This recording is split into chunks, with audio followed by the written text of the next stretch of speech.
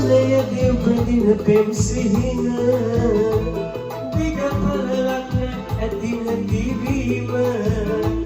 මා ආදරය දෙවියෙකු වීම ඇරපුරු තැන ඇගේ හමුවීම ඇරපුරු තැන ඇගේ හමුවීම